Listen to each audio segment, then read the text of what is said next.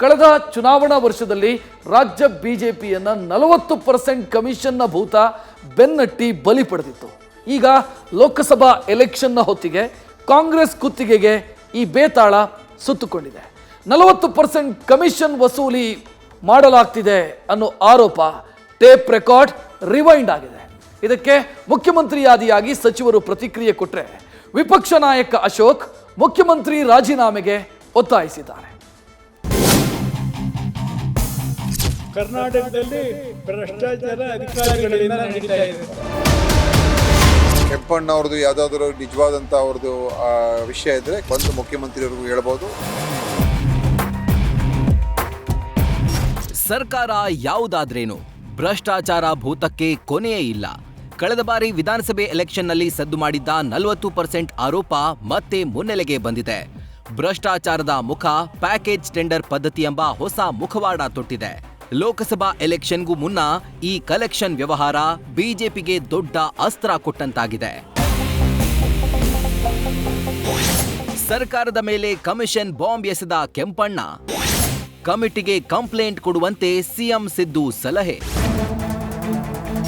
ವರ್ಷದ ಹಿಂದೆ ಕಾಣಿಸಿಕೊಂಡಿದ್ದ ಕಮಿಷನ್ ಭೂತ ದಿಢೀರ್ ಪ್ರತ್ಯಕ್ಷವಾಗಿದೆ. ಈ ಬಾರಿಯೂ ಕೆಂಪಣ್ಣ ಆರೋಪಗಳ ಸುರಿಮಳೆಗೈದಿದ್ದಾರೆ. ನೆರೆ ರಾಜ್ಯದ ಗುತ್ತಿಗೆದಾರರ ಅನುಕೂಲಕ್ಕೆ ಪ್ಯಾಕೇಜ್ ಟೆಂಡರ್ ಮಾಡಲಾಗ್ತಿದೆ ಅಂತ ಗುತ್ತಿಗೆದಾರರ ಸಂಘದ ಅಧ್ಯಕ್ಷ ಕೆಂಪಣ್ಣ ಬರೋಬ್ಬರಿ 300 ಕೋಟಿ ರೂಪಾಯಿ ಅನುಮಾನದ ಬಾಂಬ್ ಎಸೆದಿದ್ದಾರೆ. ಈ ಬಾಂಬ್ ಈಗ ರಾಜ್ಯ ರಾಜಕೀಯ ವಲಯದಲ್ಲಿ ಸಂಚಲನಕ್ಕೆ ಕಾರಣವಾಗಿದ್ದು, ಕಾಂಗ್ರೆಸ್ ಹೆಗಲಿಗೆ ಕಮಿಷನ್ ಭೂತ ಜೋತು ಬಿದ್ದಿದೆ. ಈ ಬಗ್ಗೆ ಹೊಸದುರ್ಗದಲ್ಲಿ ಮಾತನಾಡಿದ ಸಿಎಂ ಸಿದ್ದರಾಮಯ್ಯ, ಸರ್ಕಾರದ ಮೇಲೆ ಆರೋಪ ಆತರ ಇದ್ರೆ ದೂರು ಕೊಡ್ಲಿ, ಅದಕ್ಕಾಗಿಯೇ ನಾಗಮೋಹನ್ ದಾಸ್ ಕಮಿಟಿ ಇದೆ, ಯಾವೆಲ್ಲ ಅಧಿಕಾರಿಗಳಿದ್ದಾರೆ ಅವರ ಮೇಲೆ ಕಂಪ್ಲೇಂಟ್ ಮಾಡ್ಲಿ ಅಂತ ಹೇಳಿದ್ರು. ಇತ್ತ ಮಂಗಳೂರಿನಲ್ಲಿ ಮಾತನಾಡಿದ ಸಚಿವ ದಿನೇಶ್ ಗುಂಡೂರಾವ್, ನಮ್ಮ ಸರ್ಕಾರ ಬದ್ಧತೆ ಪ್ರಾಮಾಣಿಕತೆಯಿಂದ ಕೆಲಸ ಮಾಡ್ತಾ ಇದೆ, ಅವರ ಆರೋಪ ನಿಜವಾಗಿದ್ರೆ ಸಿಎಂಗೆ ಹೇಳಿ ಅಂತ ಸಲಹೆ ಕೊಟ್ಟಿದ್ದಾರೆ. ನಾಗಮೋಹನ್ ದಾಸ್ ಅವ್ರು ಏನು ಹೇಳಿದ್ರು, ಅಧಿಕಾರಿಗಳು ಕೇಳ್ತಾವ್ರೆ. ಈಗ ಯಾರು ಅಧಿಕಾರಿಗಳು ಕೇಳ್ತಾರೆ ಕಂಪ್ಲೇಂಟ್ ಕೊಡ್ಲಿ.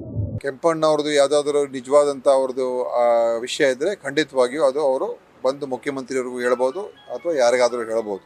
ಅದರಿಂದ ಅವರು ಯಾವ ವಿಚಾರದಲ್ಲಿ ಎಲ್ಲಿ ಏನಾಗ್ತಾಯಿದೆ ಅಂತ ಅವ್ರು ಸ್ಪಷ್ಟವಾಗಿ ಹೇಳಬೇಕಾಗ್ತದೆ. ಅದು ಹೇಳಿದ್ರೆ ಖಂಡಿತ ಈಗ ನನ್ನ ಇಲಾಖೆಯಲ್ಲಿ ಆಗ್ತದೆ ಅಂತ ಹೇಳಿದ್ರೆ ನಾನು ಅದ್ರ ಬಗ್ಗೆ ತನಿಖೆ ಮಾಡಿಸ್ತೀನಿ.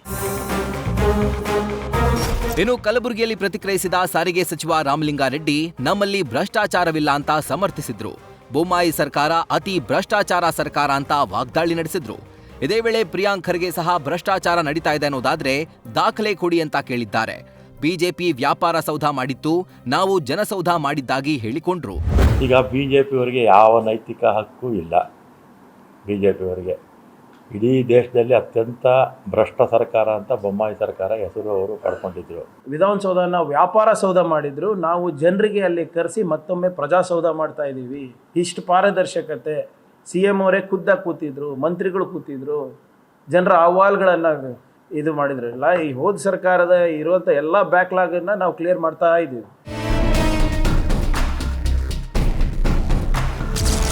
ಕೆಂಪಣ್ಣ ಅವರು ಹೇಳಿರೋದು 100ಕ್ಕೆ 100ರಷ್ಟು ಸತ್ಯ.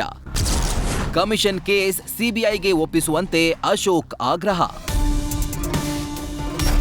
ಈ ಹಿಂದಿನ ಬಿಜೆಪಿ ಸರ್ಕಾರದ ಅವಧಿಯಲ್ಲಿ ಇದೇ ಕೆಂಪಣ್ಣ ಮಾತನ್ನ ಒಪ್ಪದ ಇಂದಿನ ವಿಪಕ್ಷ ನಾಯಕ ಅಂದಿನ ಸಚಿವ ಆರ್ ಅಶೋಕ್, ಹೌದೌದು, ಅವರು ಈಗ ಹೇಳ್ತಿರೋದು ನಿಜ, ಈ ಸರ್ಕಾರ 40% ಹಣ ವಸೂಲಿ ಮಾಡ್ತಿದೆ, ಸಿಎಂ ತಕ್ಷಣ ರಿಸೈನ್ ಮಾಡಬೇಕು ಅಂತ ಆಗ್ರಹಿಸಿದ್ದಾರೆ. ಬೊಮ್ಮಾಯಿ ಅವರ ವಿರುದ್ಧ ಕ್ಯಾಂಪೇನ್ ಮಾಡಿದ್ರು. ಈಗ ಏನ್ ಹೇಳ್ತಾರೆ ಇವರಿಗೆ? ಇದೇ ಸಿದ್ದರಾಮಯ್ಯಗ 40% ಅಂತ ಆಗಿದೆ. ಇವರಿಗೆ ಮಾನ ಮರ್ಯಾದೆ ಇದ್ರೆ, ಗೌರವ ಇದ್ರೆ ರಾಜೀನಾಮೆ ಕೊಡಬೇಕು. ಯಾಕಂದ್ರೆ ಕೆಂಪಣ್ಣ ಹೇಳಿದಾಗ ನಮ್ಮ ಮೇಲೆ ಅಲಿಗೇಷನ್ ಮಾಡಿದ್ರೆ ಸರ್ಕಾರ ಇದ್ರ ಬಗ್ಗೆ CBI ತನಿಖೆ ಕೊಡಬೇಕು ಅಂತ ಆಗ್ರಹನ ಮಾಡ್ತೇವೆ. ನಮ್ಮ ಮೇಲೆ ಹೋರಾಟ ಮಾಡೋದಲ್ಲ, ನಾವು ಕೂಡ ವಿಧಾನಸಭೆ ಒಳಗಡೆ ಹೊರಗಡೆ ಹೋರಾಟ ಮಾಡ್ತೇವೆ. ಒಟ್ಟಾರೆ ಈ ಹಿಂದಿನ ಬಿಜೆಪಿ ಸರ್ಕಾರದ ಪತನದಲ್ಲಿ ಕಮಿಷನ್ ಹಾವಳಿ ಪ್ರಮುಖ ಪಾತ್ರ ನಿಭಾಯಿಸಿತ್ತು. ಇದೇ ಪರ್ಸೆಂಟೇಜ್ ವಿರುದ್ಧ ಹೋರಾಟ ಮಾಡಿ ಗದ್ದುಗೆ ಹಿಡಿದ ಹೊಸ ಸರ್ಕಾರಕ್ಕೂ ಅದೇ ಕಳಂಕ ಸುತ್ತಕೊಂಡಿದೆ. ಈ ಬಗ್ಗೆ ಸರ್ಕಾರದ ಮುಂದಿನ ಹಾದಿ ಏನು? ಈ ಪ್ರಕರಣದ ಬಗ್ಗೆ ಸಿದ್ದು ಸರ್ಕಾರ ತನಿಖೆಗೆ ಆದೇಶ ನೀಡ್ತಾರಾ ಅನ್ನೋದು ಸದ್ಯ ಕಾದ್ ನೋಡಬೇಕಿದೆ. News First bureau. News First ನಿರ್ಭೀತಿಯಿಂದ ನಿಮ್ಮ ಪರವಾಗಿ.